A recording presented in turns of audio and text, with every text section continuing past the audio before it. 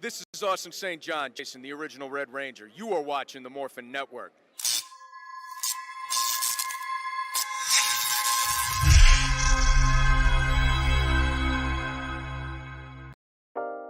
Carson's Corner is a black LGBTQ-owned small business. They sell merchandise and apparel on pop culture franchises such as Dragon Ball, King of the Hill, Sailor Moon, and of course and most importantly, Power Rangers. If you're interested in getting their amazing merch, be sure to check them out at carsoncorner.com. Link will be down below. Ready. Bokenja, start up. Atsuki Bokenja. Boken Reto. Watch 5 fingers reaching for the sky in 5 ways. No, not that version. No. No. God, no. No, God, no. No. No. God, please, no. No. No. Hey guys, welcome to the Morphin Network. This is Mike, aka Time Rider Zero, and rocking with me today is none other than the other Mike, Astro Red. Oh, also, I have my lovely fiance with me today. and you're probably wondering, why is Time Rider Zero dressed up as Boken Red in his full uniform? Well, that's because today we are covering a very special episode of Morphin Network. And that is Operation Overdrive. Is it really a bad season? Yes. And boy, do we have a lot to say about this episode. Now, listen, like I said, I have my fiance here. She hates Operation Overdrive with a passion. And of course, with me, I have the actual Shout Factory DVD of the season because naturally, why wouldn't I have all the first 17 seasons of Power Rangers on DVD? And with me, as always, I have the Ninja Frog Sword because not only are we going to put the kibosh on the season, the Johnny on kibosh, but also he was in that season, so technically it works. Yeah, actually, yeah, it does. Yeah. So, what are your opening thoughts on this season?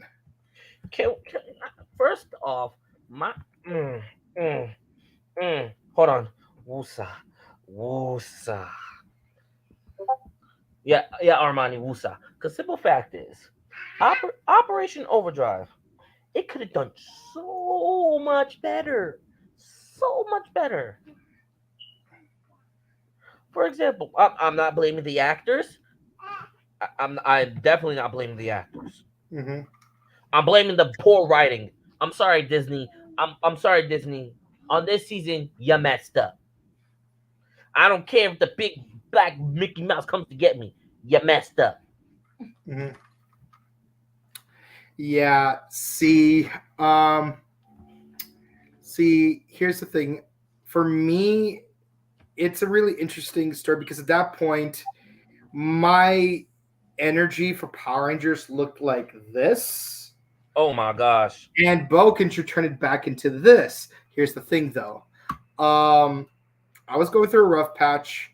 The only way I could watch Power Rangers at that time was on ABC Kids, which was I remember ABC Kids. Because once upon a time, before we had Netflix and Hulu and HBO Max, we had to watch TV shows on Kids WB, ABC Kids, and on Fox Kids. But Fox Kids wasn't there anymore.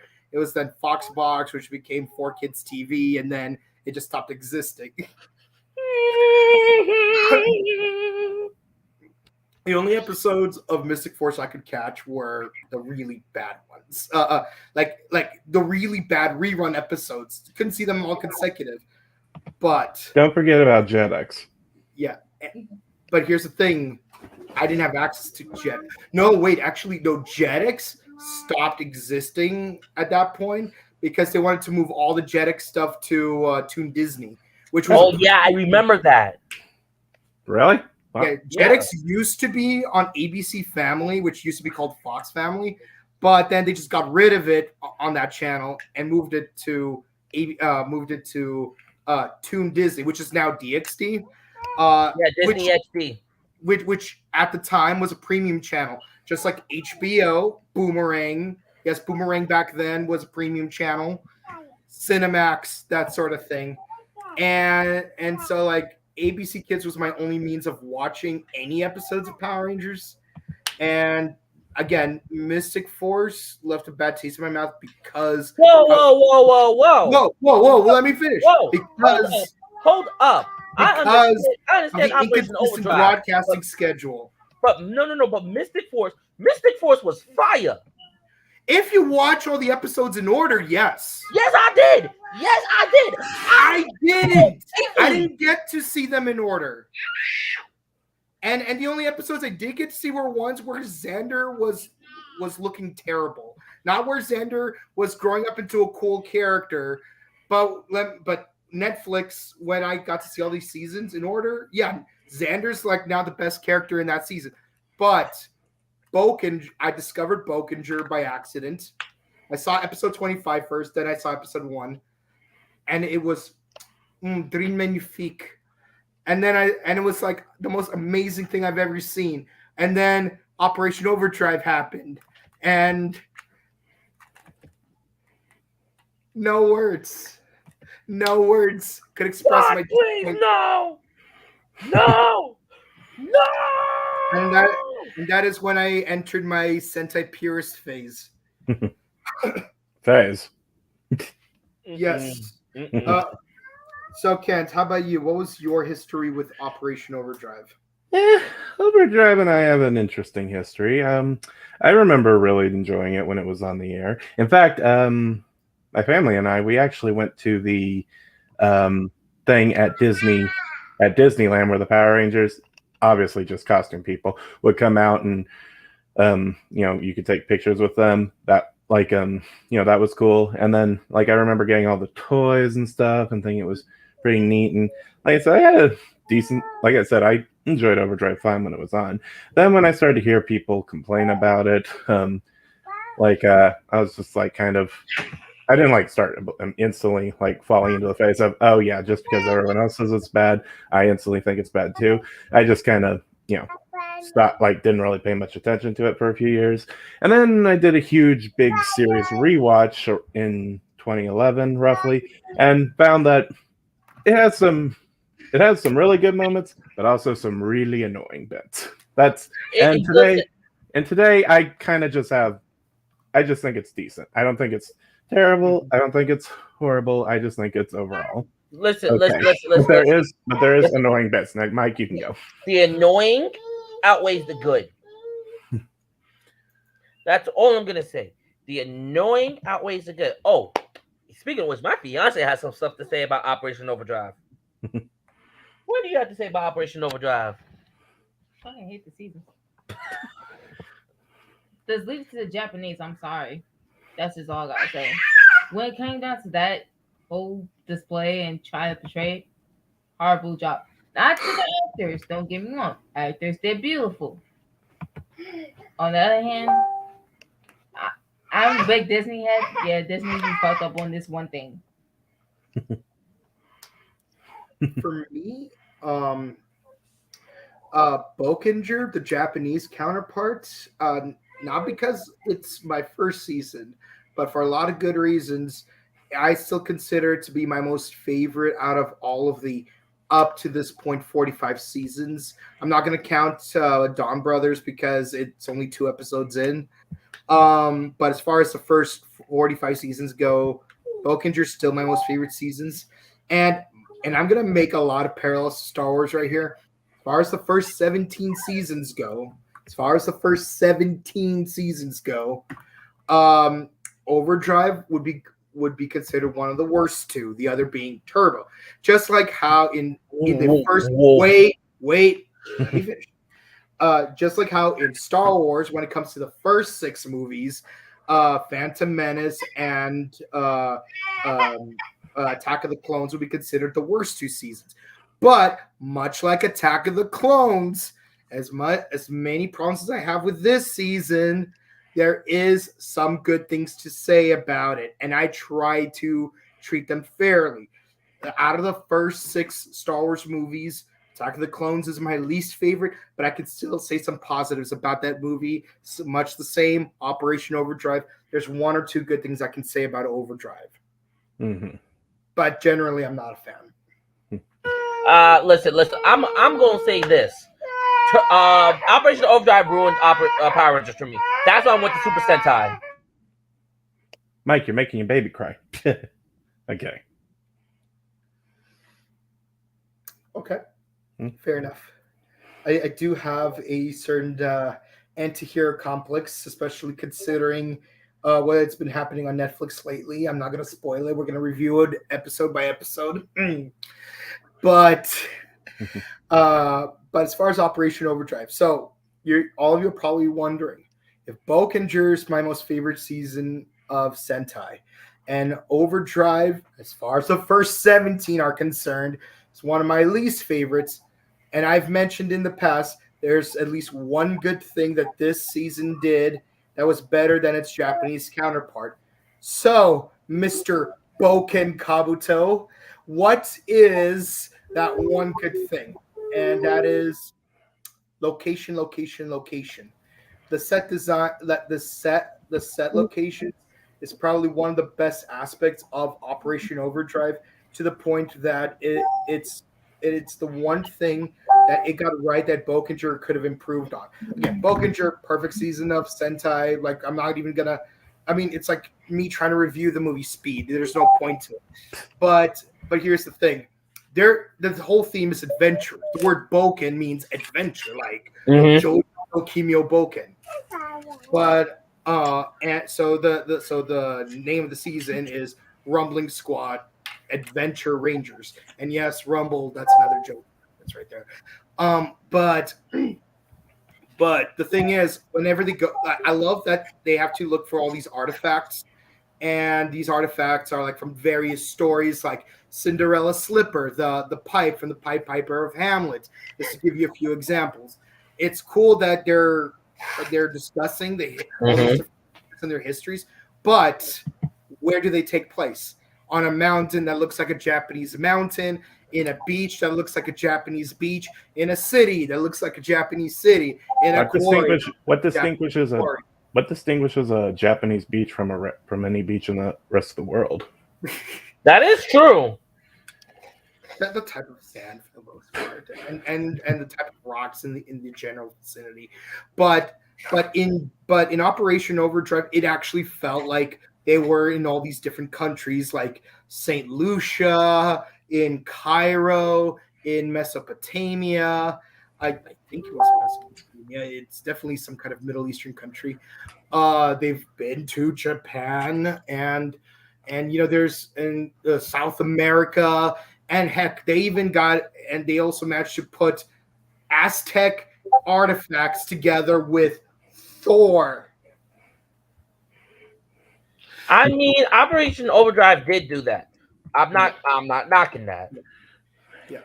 Like, while they could have handled some ongoing plot elements a lot better, at least it felt like they were going to all these different locations.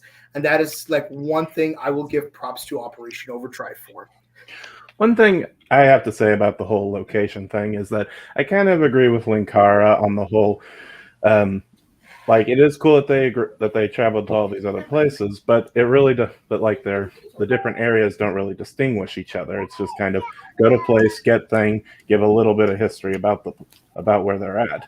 I think it would have been neat maybe if, say, they were like the episode where they're in Egypt and they get attacked by the swarm of beetles. But then maybe it would have been cool if some jackal statues came to life and attacked, or maybe an army of mummies. I think Mystic Force ironically did something like this the previous year, or Terracotta Warriors, even though they would end up doing that the following season anyways.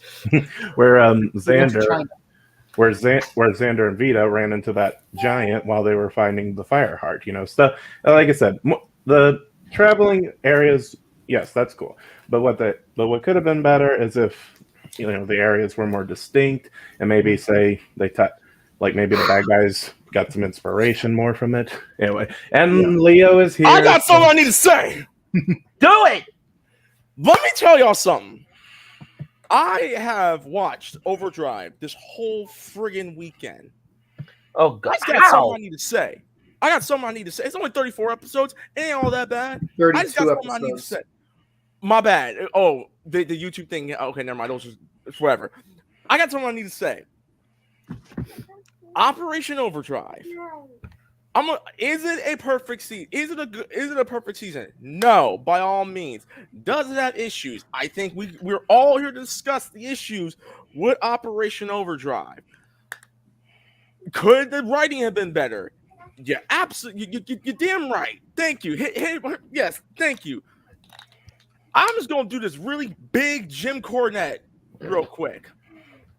Had Operation Overdrive came out, let's say, around this time or something like that, then yes, Overdrive with better writers, let's say from Dino Fury, let's say from Beast Morphers. Hell, you could have got the writers from Jungle Fury and RPM. The show would have been better. Having said that, I don't think, in my wholehearted opinion, that Operation Overdrive deserves the hate it has gotten since 2007. Absolutely not. I have watched it. I have seen the ambition and the potential that show could have had. And although it didn't hit every single mark, the show, just like Mystic Force, although ahead of its time, did what it did. And it ain't all that friggin' bad. It really isn't. Like, some of these characters had development. Some of these characters had chemistry. Like, like Dax and Rose. Let's just keep it 100. Dax and Rose are the true Rose. I'm gonna get too much hype for Dax. Rose was the true MVP of the entire show. Shouts to Rose. What about wait, Leo? What about and Sam Ronnie and Ronnie? Yes, and Sam and Ronnie. Real quick, I just want to give once again shouts to Will. Shouts to my boy Sam. But overall, yes, did Mack, I'll say this right now. Mack was a child. Well, we all know that Mack was acting hella childish. Okay, we know that. Okay. What did he say? He was acting hella childish, but in retrograde, when you look at the Vince Russo twist, the Vince Russo swerve they gave us, which was a decent Vince Russo swerve. It wasn't like Vince Russo swerves in WCW. Rest in peace to Scott Hall, or the BS swerves in TNA. It was one of those good swerves, like Austin and The Rock or Corporate Ministry. Okay. Operation Overdrive does not deserve all the hate it has gotten. I will die on that mountain. It is not a bad season. Can we push him off then? What's up? Believe me, there are plenty of seasons of Power Rangers that are straight basura. The Mega Force. That, and my fiance says hi. She is looking at me with like, oh my god. Mega Force, even though it's not the actor's fault, I just want to say this right now. It is not. I want to reiterate this because I think people keep forgetting this. Even though you think Operation Overdrive is a bad season, and you are entitled to your opinion, do not blame the actors. I'm gonna say this one more. No, I'm not saying that to you. I'm not saying that anyone here on Morphin Network. You already kind of said that. I know, but you know, Stephen A. Smith, the king has returned, and the king has spoken. It is not the actor's fault on the show, in your opinion, being bad. It is not their fault whatsoever. I'm sorry. I'll be honest with you. If you show up, listen. I'll be honest. If we can get, besides from Will or Sam, shout outs to you, Sam. Besides from Sam, if we can get anyone else from Operation Overdrive to talk about this, I am down. I'd be down, I'd be down for Tyzon's actor to do it. He is super chill. I did not know he worked on a movie with Nick Cage. When I found he worked on a movie with Nicolas effing Cage, I saw that right because we were at AX. Wait, what movie? They were both treasure hunters. I can't remember the name of the movie. Is it a National Treasure? No. Hold on. No. Actor. But honestly, But no. Okay, I just want to hear this. I need to understand because Mike, you and I are going to be going back and forth about this as we did during the Beast Morphers recap. oh my gosh. Go ahead. Can you? Oh, by the way, I just want to say Spencer is a true MVP. Spencer is Thank lit. you. Spencer is Thank light. you. I've been Spencer- saying this. Yes. Spencer will not be Spencer. slandered on this podcast. I don't want to hear not one person slander Spencer. Or label. Spencer, my because son it's written. Spencer. Only thing I question is why does he have the same first and last name? Spencer. Why does Mario and Luigi have the same last names? Mario, and Luigi, Mario. We don't talk about that. We don't talk about that. But you want to bring up Spencer. Nah. We do this all day. Nah. I'm like Cap, man. I can do this all day. Video with the Death Note, Peter. The butler from Operation Overdrive. Oh. Basically, this guy. He's the best character. He held it down. I don't care. He held it down. Okay, real quick. The movie that I'm talking about with Dwayne Cameron and Nick Cage was 211. It was an American crime action film that came out back in 2018. I seen that. Yeah, and keep in mind, this was during Nick Cage's resurgence into American cinema because the fool been taking some time, rightfully so. But I mean, he at least became Superman. Nick Cage did become Superman. His dream did come true. In Teen Titans Go. Can we not talk about that? Wait, No, what? Are you Okay. kidding me? Teen Titans Go had the best Stan Lee cameo. So real quick, for those y'all who want to know, who don't know, who are way too young, Nick Cage was supposed to play Superman in the Tim Burton Superman movie that was supposed to come out in the 90s. However, they canceled it before production. And his I son's wonder name is why. Kal-El Cage. And They were both in Teen Titans Go the movie, and believe it or not, Nicolas Cage is a Kamen Rider fan. Which everyone drink. Anyways, but one time I saw him at Anime Jungle, and he got some icons from Ghost. So you got Ghost Rider getting Kamen Rider Ghost merch. Yo. so Mike, Michael, What's up? now that we are on a public forum on me defending a season that does not deserve all the hate it has gotten, what's your issues with Operation Overdrive? Hold on. This is gonna be a Max Kellerman, Stephen A. Smith argument. Go ahead. The floor is yours, good sir. Here's the thing. I have no listen. I admit, yes, Operation Overdrive. It could have. If I agree with you, if Operation Overdrive did have the proper writing, that's all I'm saying. The proper writing, the one thing I have a problem with, and I'm sure everyone can agree with me, is the writing. It's the writing. I'm not gonna lie. There are aspects of it that I like. I'm not gonna lie. Like for example, I loved these. I loved them. I loved the uniforms.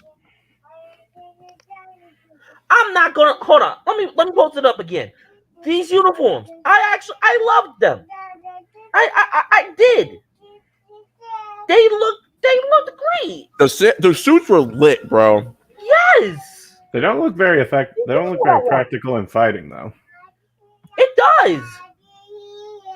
I will also say this, not to interrupt you. I'll say this in defense of what you're saying.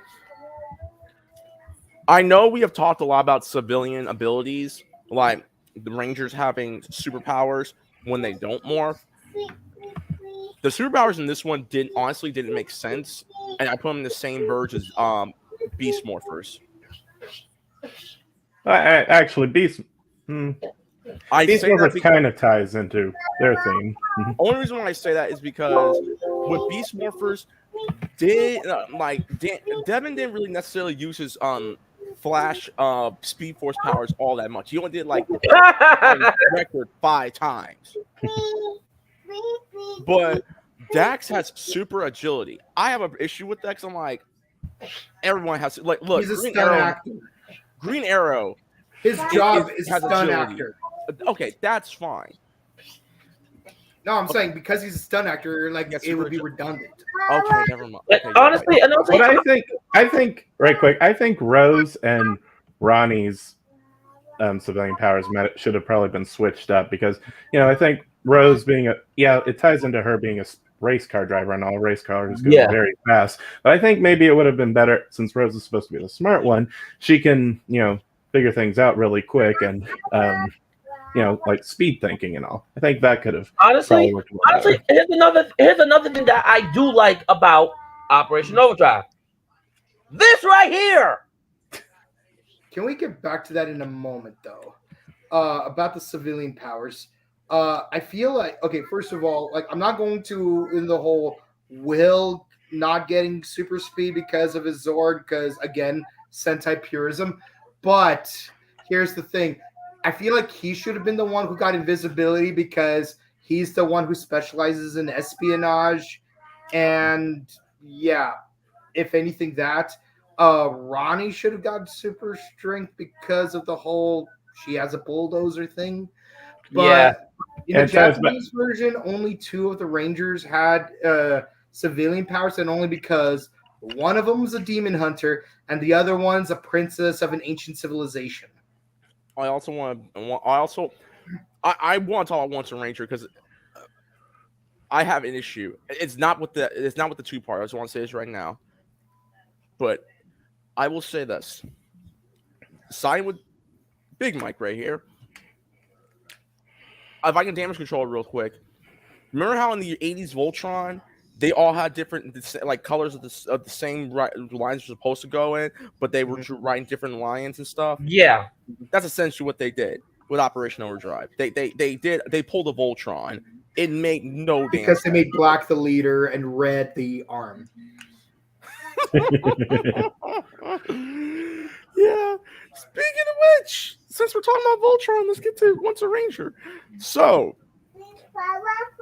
in defense of that, right quick, just one thing, right quick. Really, anyone, no matter who they got to come back, most likely whoever came before would have probably been the leader of the veteran teams, even if it was Justin or even if it was heck, if they got Alyssa to come back, she would have been the leader of the team because first one had the most experience and all. So I think making Adam the leader of this group made a lot of sense, and also he had the history with Zed and Rita. So I'm surprised they didn't try to pull a stock footage thing by just using the same characters that the Japanese team up did, where you had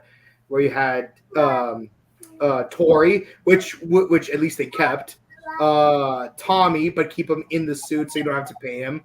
Sam, but this time have the physical actor in there. Kip, Daggeron, and wait, no, Kim. Catherine. Yeah, Catherine. Wait, Catherine. what?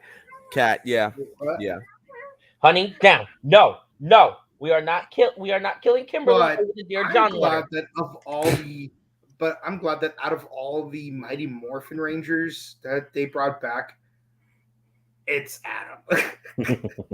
Like I said, even when I first started watching Power Rangers in '95, Adam was my favorite Ranger. Like, it wasn't Tommy, it wasn't Jason, it was Adam. I just felt like I could relate to him the most.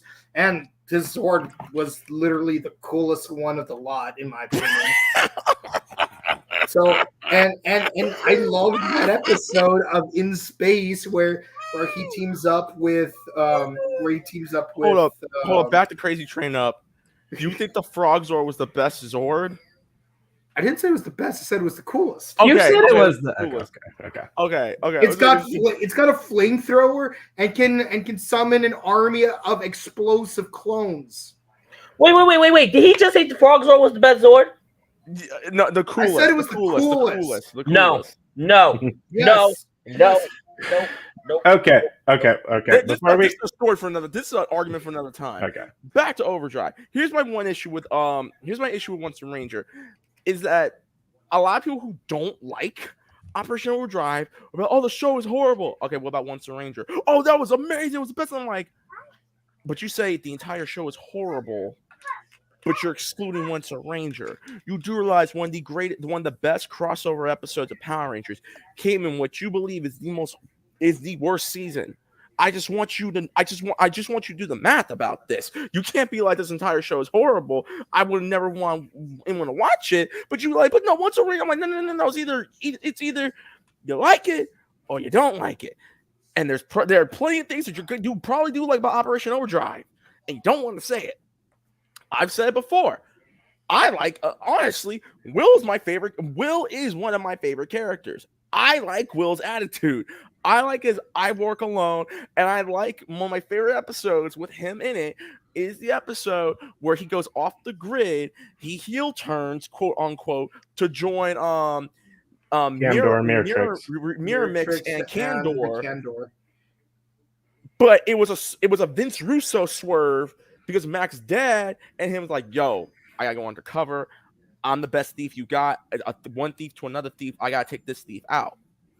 I like that. That was really good development. I mean, I will admit it was. I will admit that was really good development. I'm not knocking that. Thank you. But the one thing I can agree on with Mack and Dax, you don't mess with man law.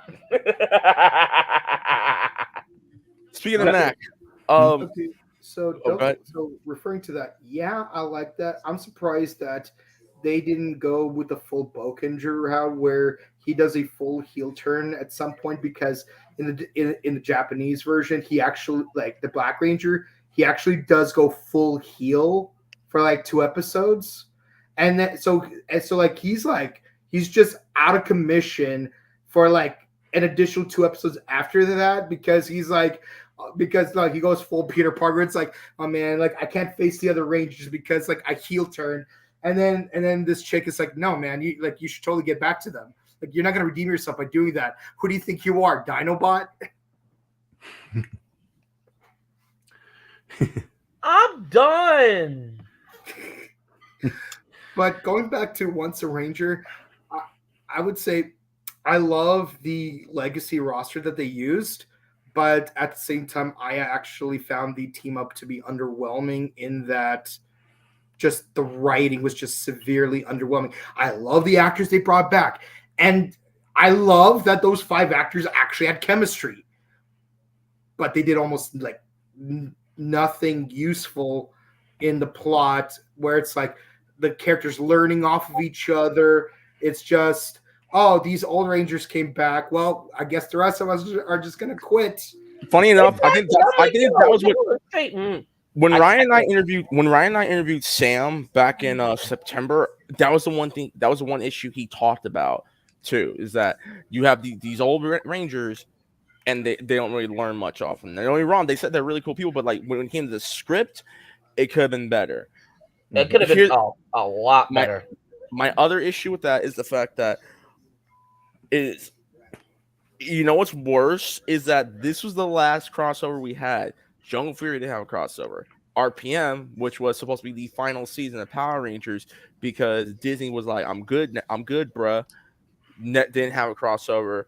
And the next crossover Samurai did have a crossover, Samurai. but Ecuadorville was unavailable because of contract. Union. Yeah, it wasn't. And wasn't he doing Spartacus as well around that time? Probably. He does Spartacus? Yeah, Spartacus. Yeah, Like, Scotty was the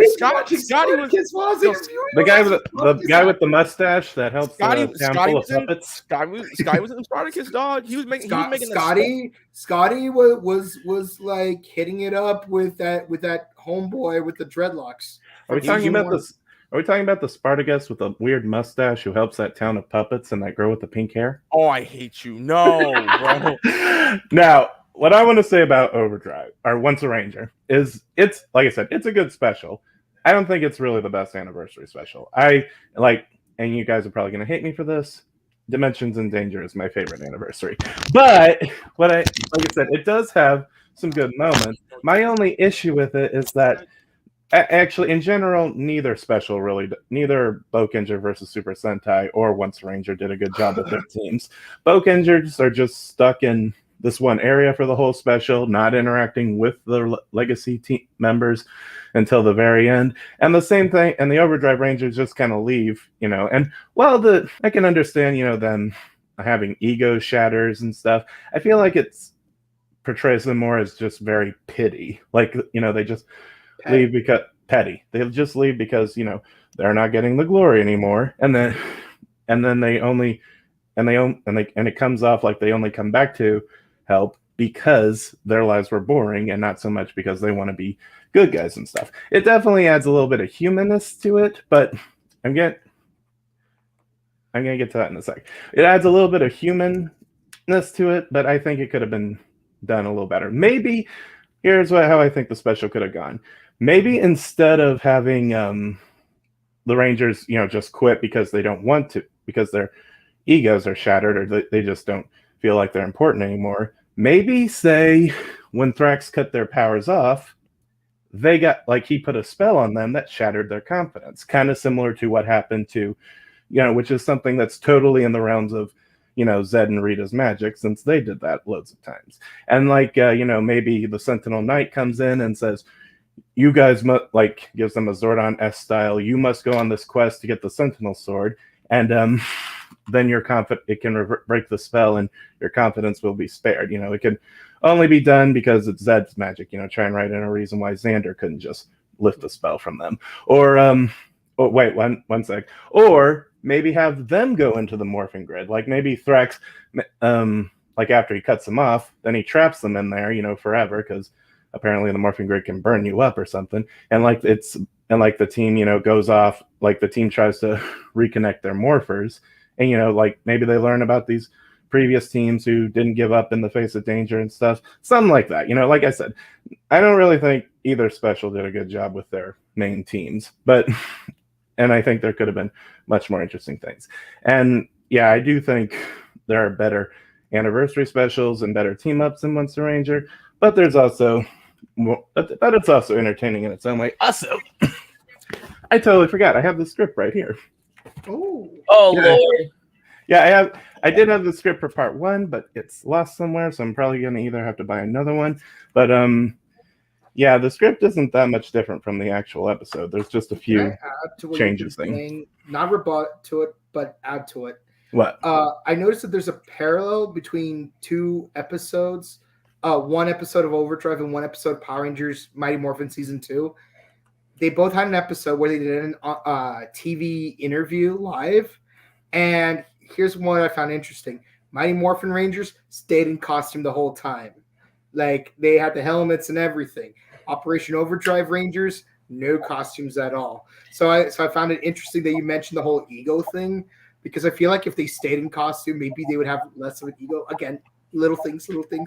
But the other thing I like that you mentioned is the whole quest for the Ninjetti thing. Because, yeah, one of the things I did not like about the team up is how they find the Sword of Excelsior. Yes, that's what it's called.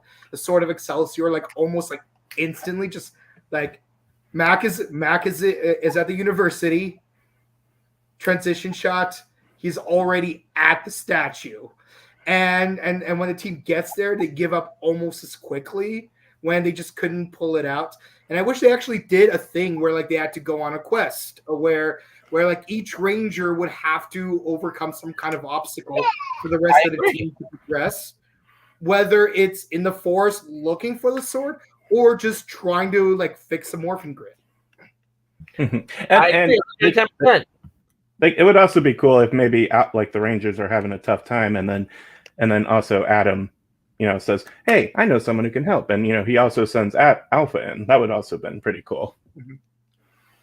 Yeah, but also on a rebuttal on the Super Sentai crossover, at least while the 5 core members of the team were trapped in a clock dimension, at least they were actively trying to get out of there. They didn't just quit and mope around waiting for Boken Silver to save them.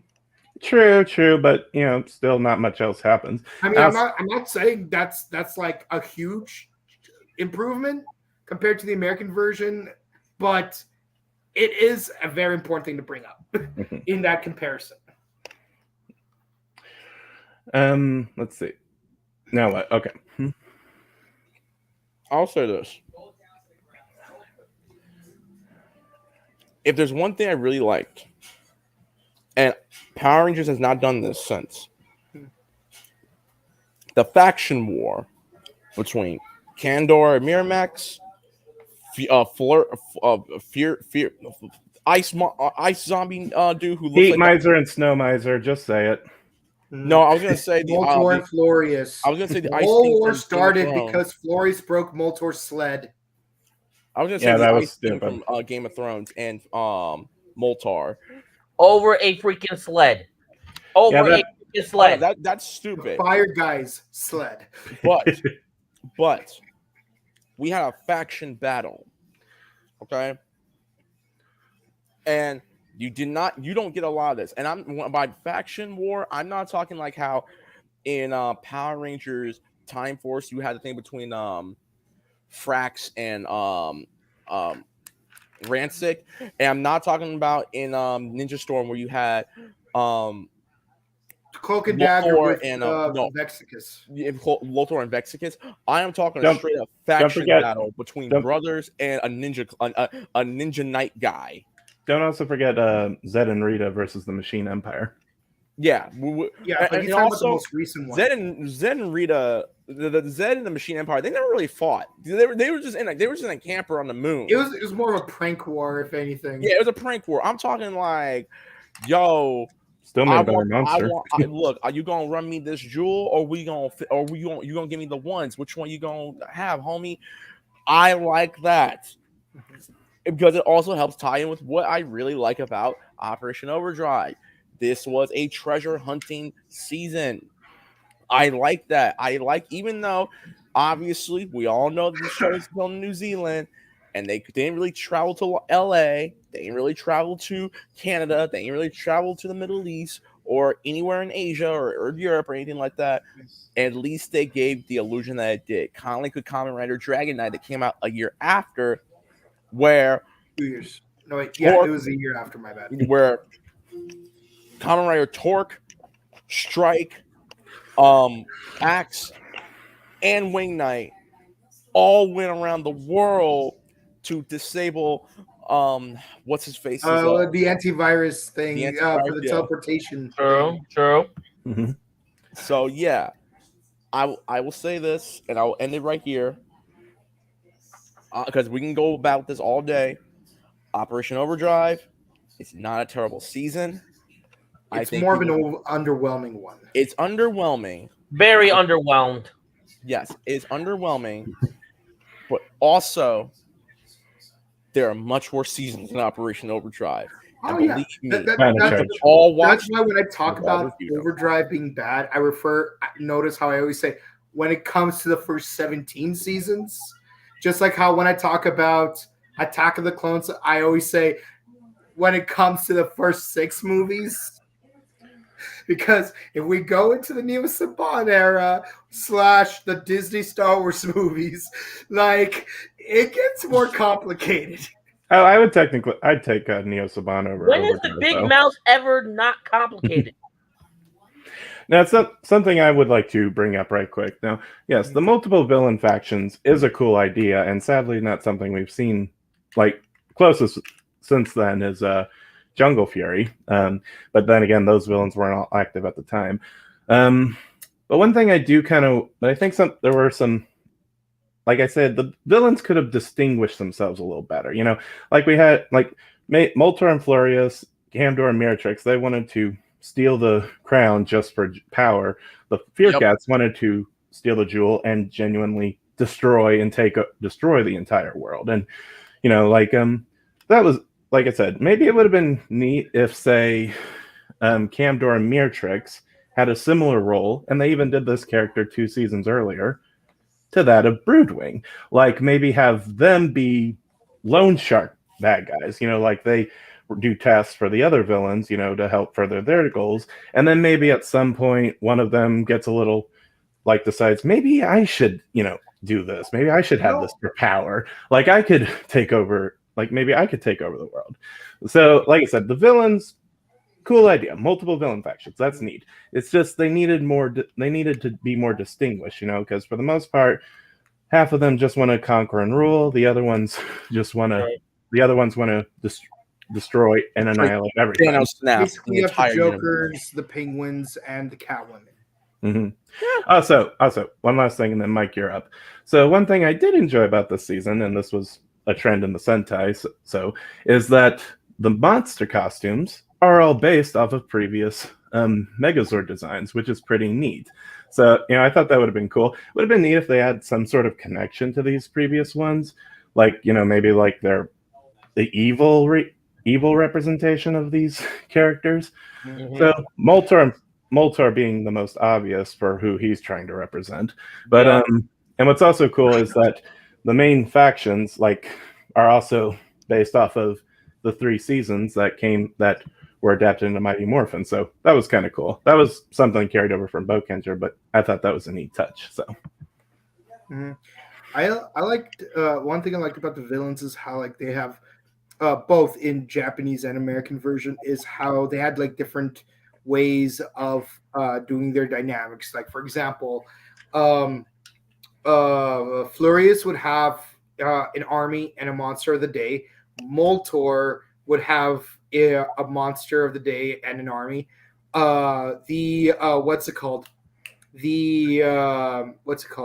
ninjas in the Japanese version they're called Dark Shadow. Camdor and Miratrix don't have a name for their team. They would sometimes have a monster, but they would never have an army unless they borrowed the Chillers from Flurious or God, I'm trying to remember the name of the Gaja from the Japanese version. Lava Lizards. And the Fear Cat / Questers. They only had. Right quick, Mike. This effect was horrible to watch, but keep going. Yeah. Oh Lord. While the Fear Cat / Questers, they only had a giant robot. They had no monster of their own, and they did not have an army unless, again, they borrowed Chillers from Flurious / Gaja. So I like how they have different strengths and weaknesses compared to each other. But yeah, one other nitpick I actually did like about the American version is in the Japanese version, that babyface dragon character was a separate character from the Silver Ranger. But in the American version, in order to save time and footage, they kind of combined the 2 characters. I actually thought that was a pretty good idea. Actually, I had no problem with that. They did the same thing. They did the same thing with Sam and SPD. Yeah. But I'll also say this. I honestly did like the fact that the Silver Ranger, the Japanese version, is a half-breed of the monsters he's hunting. So, which kind of ties into why he was trapped in that dimension when that 3rd Fear Cat shows up. I wish they did a little bit more with that in the American version. But hey, Taizon's a cool character. I love how he's basically Thor. And he had amazing chemistry with Rose. Now, can we talk about the robotic elephant in the room? Yes, Alpha. I'm glad you asked. See, Leo. Would you like to go first, Mike? Michael, would you like to go first? You go first. No, you go. By all means, you go. The new guy. You're the new guy. Like you have to claim the board. So you get to go first. Okay. I know February's over, bro, but we still running. Go ahead. Go ahead. All right, fine. You know what? Sentinel Knight. I'm sorry. No. We all know. Sentinel Knight. Sorry, but what in the name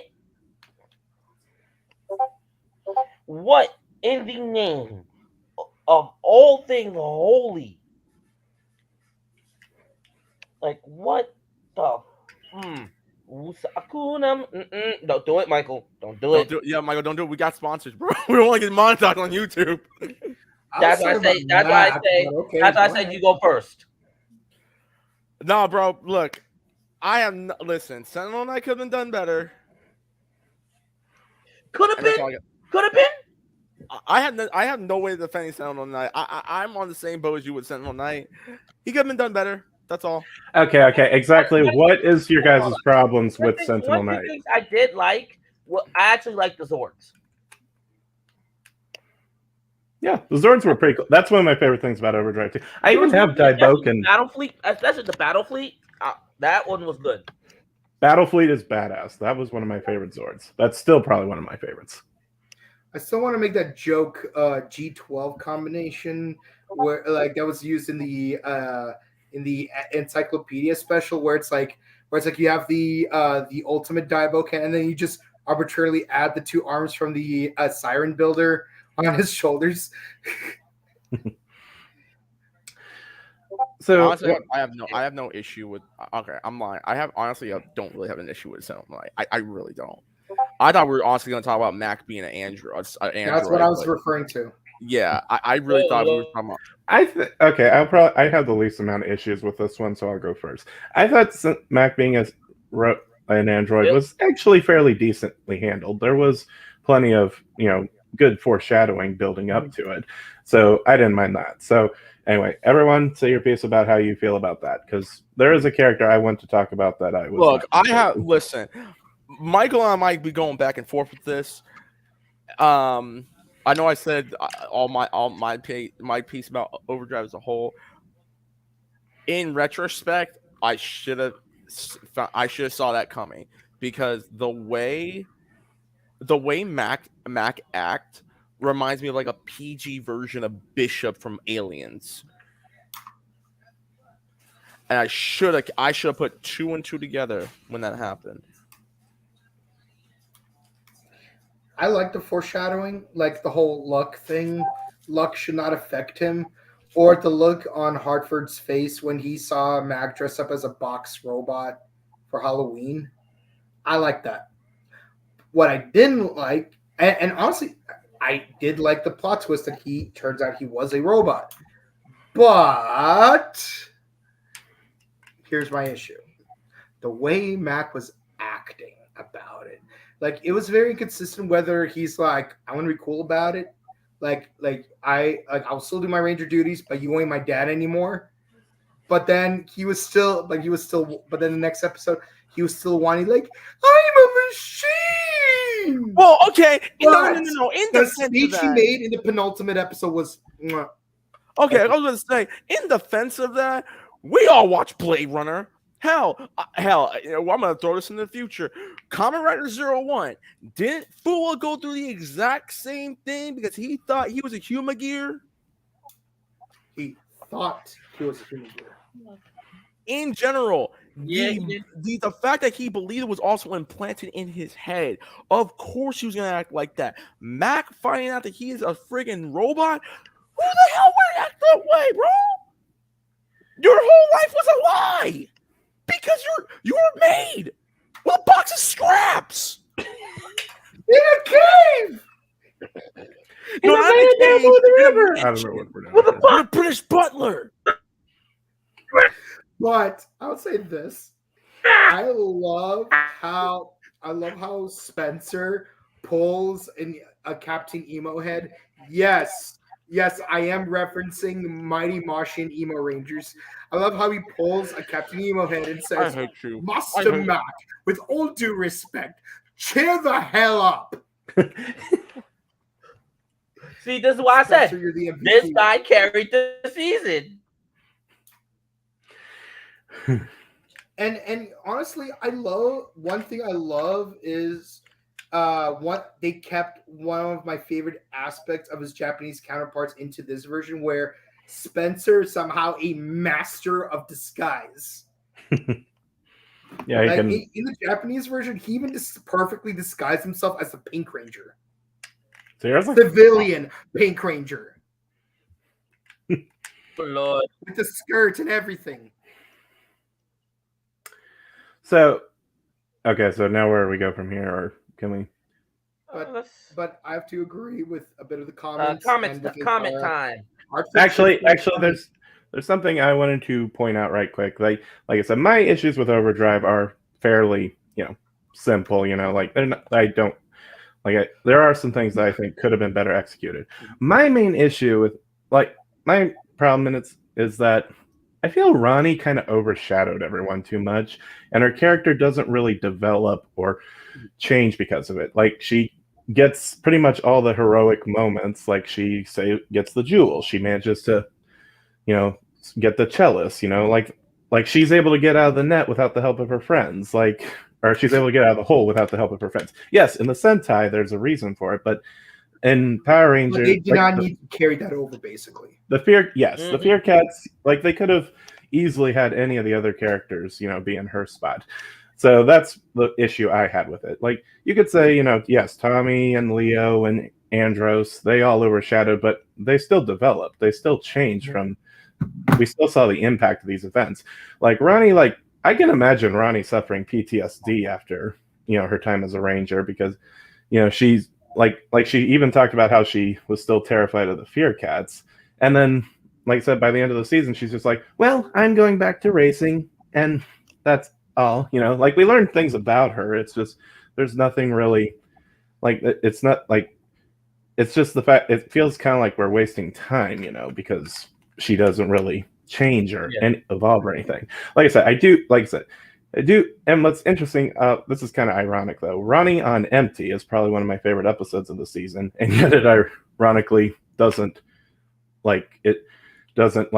have Ronnie as this. It's not just the other Rangers need to save her. She's a damsel. I like that, it was Will trying to run around and save her, and the other Rangers were off. I kind of wish there was more stuff like that, and like I said, she was even just given little simple moments that I felt kind of were a little eye-rolling, which after a certain point, I just kind of kept expecting, okay, here's Ronnie's arbitrary moment of glamour. So, but yeah, Ronnie's not a bad character. I just wish there could have been, the others could have had just as many great moments as she did. Okay, now we can go to comments. Okay, I think on that topic, real quick, I think one of the issues I have.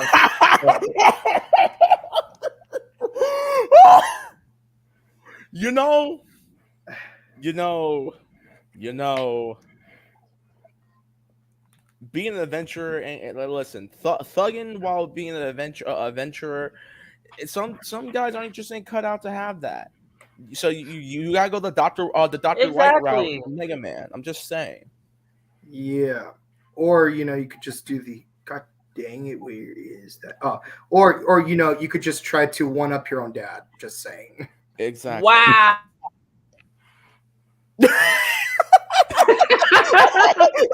Someone screenshot that. Someone screenshot. I'm on it. Okay. But yes, this guy is the true son of Indiana Jones, not Shia LaBeouf. Not actual cannibal Shia LaBeouf. Yeah, I went there. Got it. Exposed. I so hate you guys. Do it. I so hate you guys. Hey, now you know how I knew this was coming. Now you know how Leo feels whenever we give him the business. You make that sound so dirty, Kent. Jeez. Anyways. Well, no. Wait, you mean something like this? Darn, I was wanting to do that. You can't hide from the Morphin Masters. Okay. Leo, give your thoughts. About Overdrive Roll? Yes, go on ahead. Okay. And how you're going to kill us. Oh, yeah. Listen, I've already had contingency plans for every person in the squad. Batman's taught me that. Oh, wow. Anyway. I feel some type of way. Anyways. So, here's my thing. I've said this before, and I think everyone in the comments, thank you to the people in the comments who understand. Operation Overdrive isn't a bad season. It's underwhelming when you compare it to the previous 2 seasons that came out, previous 3 that came out before that, and the 2 that came after. Yeah, like Operation Overdrive had some big shoes to fill because the preseasons that before him, you had Time Force, which we will be talking about at some point, Wild Force, Ninja Storm, Dino Thunder, SPD, and Mystic Force. And I know we're gonna be talking about Mystic Force at some point in the future too. And while Mystic Force didn't have the issues Operation Overdrive had, they still are similar in which both seasons, the biggest issue was that the ambition kind of sunk it. It was both seasons were way too ambitious, and like I said at the beginning when I came in here, is that if Mystic Force and Operation Overdrive, let's say, were done today with writers we have now, like hell, you could have gotten the writers from Steve Wang in general. Hell, you could have got the writers to Arrow seasons 2, 5, and 6 to do Operation Overdrive and Mystic Force. You could have got the same writers for each season of Legends of Tomorrow. Not, you know what? Let's just keep it 100. You could have gotten the writers for Black Lightning to do Mystic Force and Operation Overdrive. Steve Wang from Steve Wang. Okay, fine. Steve Wang. Yeah, if you got Steve Wang or the writers to Black Lightning today to redo Operation Overdrive and Mystic Force, I guarantee you they would have been the 2 top contenders for 2 of the best seasons of Power Rangers. But you got to keep in mind where Operation Overdrive was coming out of. Operation Overdrive was coming out, again, having big shoes to fill and one of the biggest things is because the 15th anniversary was coming up. We had the 10-year, and let's just keep it 100. Forever Red is the greatest crossover episode of Power Rangers. As many promises we have with Jonathan Zakor and how he handled the 20th anniversary, he did save the 10th anniversary. Exactly. Just like how, despite our issues with Kathleen Kennedy, she did save Jurassic Park, and I can't take that away from her. Yep. And just like how we have issues with the X-Men movies, Matthew Vaughn did save it with First Class, and then Bryan Singer came in and Thanos snapped all the stuff away. I digress. Operation Overdrive had a lot of shoes to fill, and unfortunately it didn't. But does it take away from what it was able to accomplish when it came to the theme, when it came to storytelling, when it came to the characters it was developing?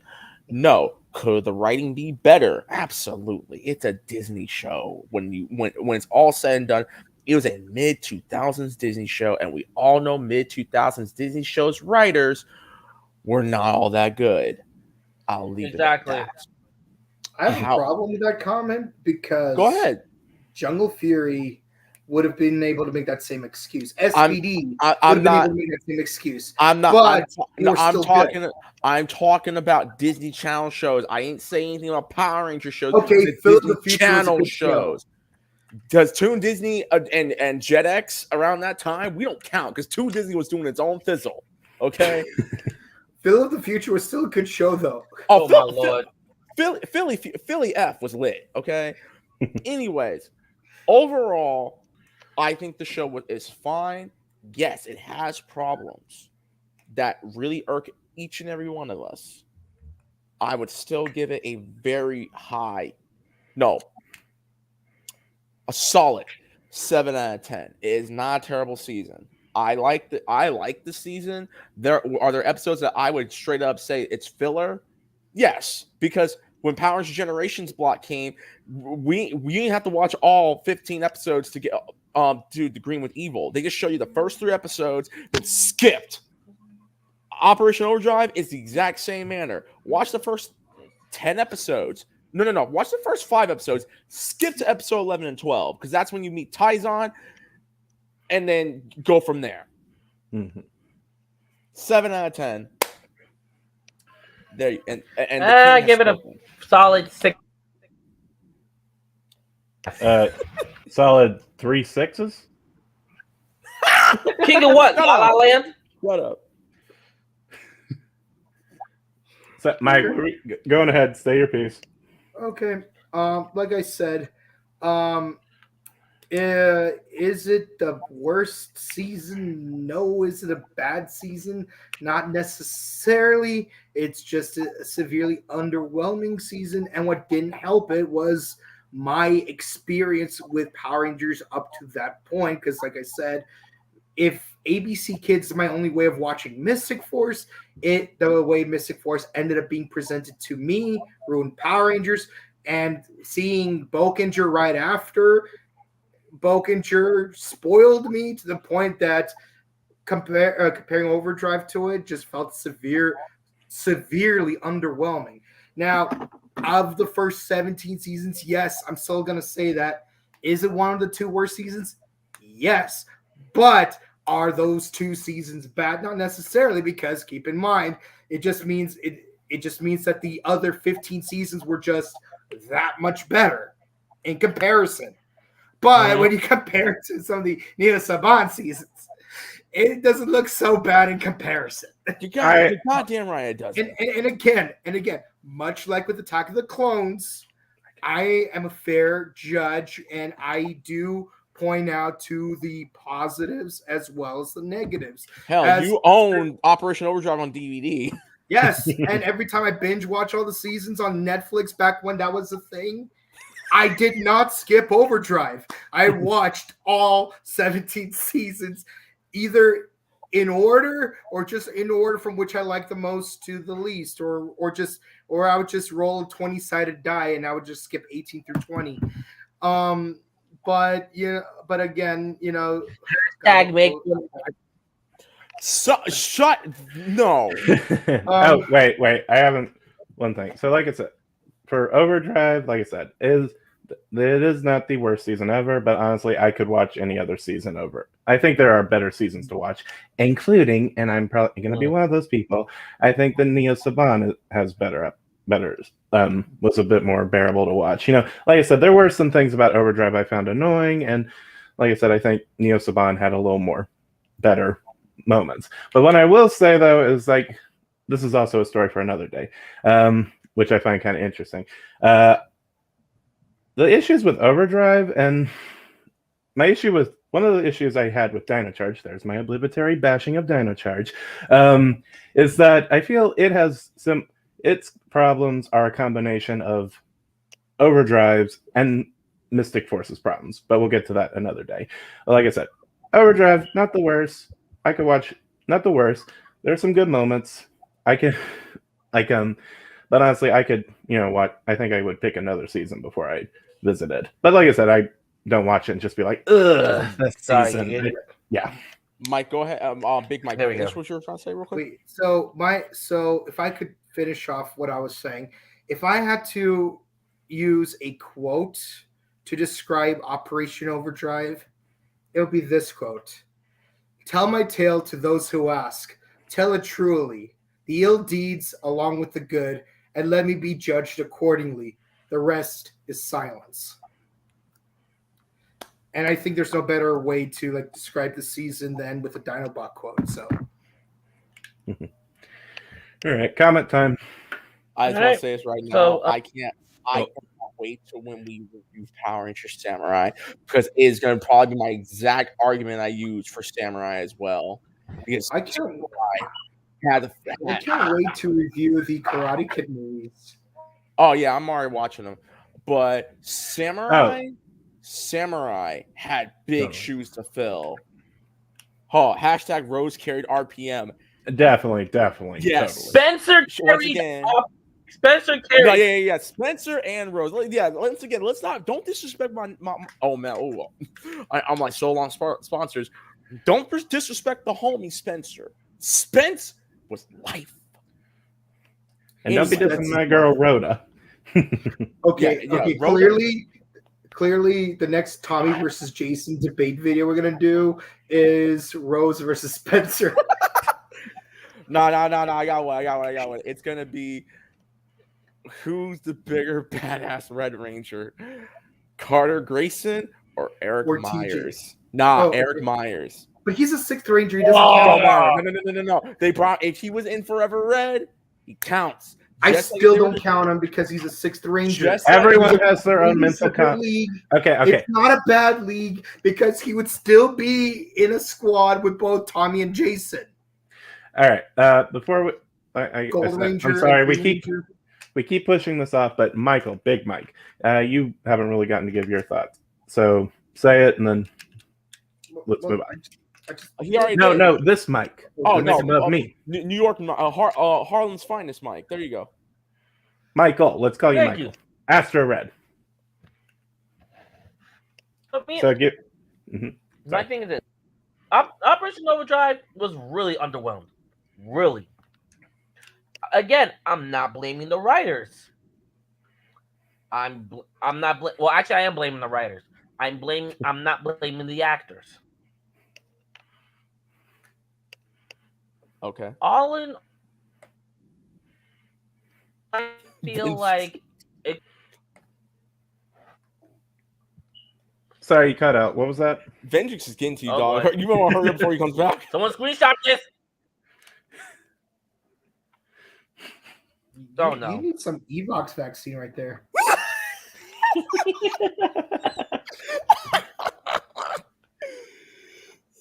Oh no! Vengeance Oh, is no. going to use Oh, you that thing you just did. Overdrive. Oh, wait. Vengeance doesn't want you to bash Overdrive because he's going to use it as a Oh. torture device. I'm gonna get you. All right, go ahead, Mike. Before Vengeance comes to get you, come on, hurry up. Already got him. He got him already again. Oh my god. Okay.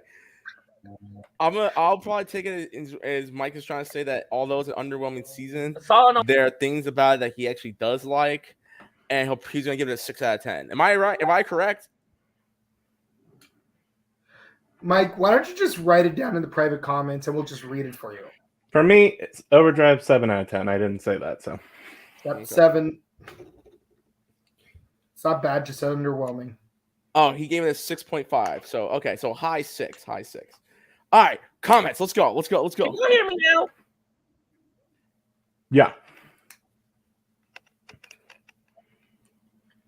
Listen, Mike, get to it. I want to see that debate.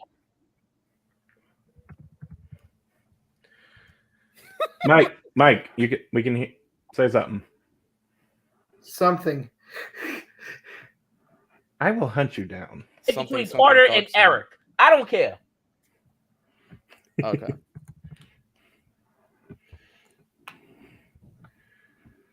Okay, Mike, Boken, Mike, you read the comments while Mike does his thing. Okay. Oh God, there's so many comments, and a lot of them are not too friendly. Let's see. Yeah. One person is not a fan of Will. Thomas says that Mystic Force was also bad for him. No. I probably dislike Ninja Steel more. Daniel says he disliked Ninja Steel more. I would agree. Take it over. And Thomas agrees with him. Okay, cool. Sean says hi. What's up, Hi, Sean? Sean. Raphael says hi. What's up, Ralph? Someone agrees with Fox over something. Okay, let's see. Thank you, Wing. This person said it's a bad season, but not as bad as some of the Neo Saban seasons we got. Yeah. It's a lot of the Neo Saban seasons were pretty bad. Some people really hated Overdrive. Some people would defend Mystic Force, though. Psycho Orange says hi. Daniel says that Overdrive is not bad. Yes, Mike, what's up? Let's see. The only villain I like from Operation Overdrive was the Fear Cats. They should have been the main villains from the start, in my opinion. Okay. Let's see. Once the Ranger has the best team up of the Disney era. Oh no! I kind of prefer the SPD Okay. team-ups. No one gets inside. No one gets inside. No one gets inside. No one gets inside. No, I'm just Thunderstorm. kidding. No, Dino Thunderstorm was Thunderstorm. Thunderstorm was the best. I understand a lot of people have nostalgia about because Adam was back, and that's a good reason. But let's just keep it 100 when it came to storytelling and everything like that. Thunderstorm was a better season, a better crossover. Now we know that Lothor died in that show because when Megazord's lab blew up, he kind of died with him. So, or he could have just gone back to the abyss. No, actually, no, time out. Leo, time out. Hold up, what? What's up? You can't talk because Evox still got you. Okay. So review time agrees with Kent. Aliens. Yes. Crossover is my favorite. See that one. I do like the roll call they did. That one is very underrated. And it sucks that they didn't use a lot of the footage. And from the O-Ranger Kaku Ranger crossover. Actually, to defend it, they cut out a lot of irrelevant filler from O-Ranger versus Cock Ranger. I know, but for example, it was actually based on petty squabble between father and son. And also, it's not even canon to the season. Yep. Let's see. Rules. So couldn't make themselves public. Hartford didn't care. They were already public spotlight by that point. Yeah, but still, mindset. You got to stay humble as a ranger, even if you are a public figure. I mean, just look at Lightspeed Rescue. Yes, they morphed in front of everyone, but they're not like showboating, except for unless you're Zane, because he was terrible. Or Joel. Zane was a terrible person. Yo, we don't disrespect Zane. I'm not disrespecting. I'm not Zane. saying Joel is terrible. I'm saying he's a showboat. This is a story for another day. How Zane is a genuinely terrible person, and he is awesome for that. We'll get onto that sometime. Oh, are you trying to talk about he's trying to Mr. Steel girl with Andros and Ashley? Is that why? And how he tried to smash Andros' sister? Okay, that I can understand. And how he was choosing to go out with her while his team was in danger and was probably going to die. Yeah. Like one guy made a joke saying Cassie has a freaking broken back, and you're worrying about astronomer. So, anyway. Yo, we got to talk. I'm done. Justin, we got to talk to Justin and Cayman about that. Night. For Ultra Daiboken, that's the Ultra Zord in my opinion. Yeah, you're not wrong. It combines multiple Megazords together. Let's see. Implanted memories. Yeah. Oh, I know what this is referring to. If y'all all know what this put is it up, to. I'm gonna catch y'all. If you put it up, Leo, I will hunt you down. Yo, I'm in Cali. Unless you got God damn it.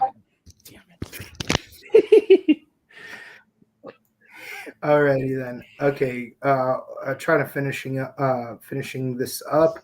If we talk about Time Force, I'd like to join y'all. Well, of course you can join in the comments because we like to hear what you have to say about it in the comments section.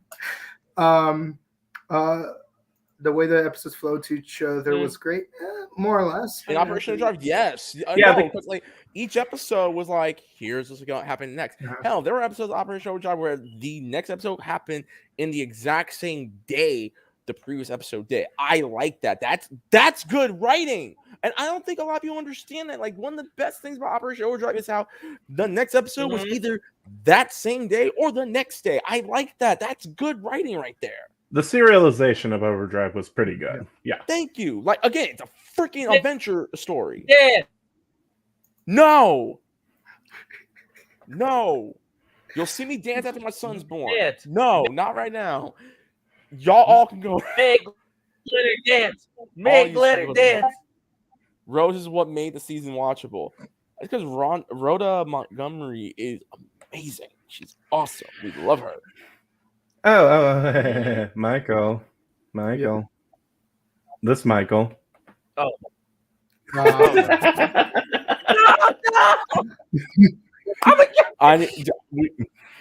Can't send that to me. I did. Okay, high five. Ready? Mike. Okay. Yes.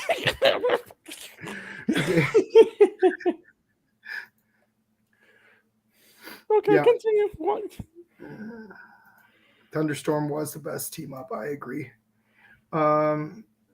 Let's see. Don't disrespect Joel. Hey, no one's disrespecting Joel. He's just a showboat. Deal with it. Yo, don't be disrespecting. Yes, because all characters have to be. Yo, don't be disrespecting. Don't be disrespecting the Secret of the Ivan Cowboy. I know February's over, but don't be disrespecting Joel. All characters have to be squeaky clean in the show. Okay, well, that's it for the comments. Thank you all for watching us rant and rave and fizzle out your hatred of Operation Overdrive. Can't check your message. Get a copy from Shout Factory so you could rewatch the season all for yourself because Netflix did not renew that contract of theirs to binge watch all of Beetleborgs and VR Troopers in a single month. A little month. Anyway. By the way, I still have the Zeonizer in the other room. Not Zeonizer, Virtualizer. Oh my god. Anyways, guys, you're probably wondering where you can all find us. New York Mike, where can people find you? Being affected by vengeance. Y'all can find me on Instagram, Red Ranger 2134. All right then. Kent, where can people find you, man? Instagram, Brown_K, as well as QR Rangerbook. All right then. Big Mike, where can the people find you? You can find me on Instagram at Boken_Kabuto. You can find me on Twitch at twitch.tv/BokenKabuto. And of course, my main man, where can they find you? You can find the King as he's returned. You can find me on Twitter and Instagram, @TheReckless_Fox, YouTube Reckless_Fox, and find all the latest game content on twitch.tv/RecklessFox. If you want more, yes! Yes!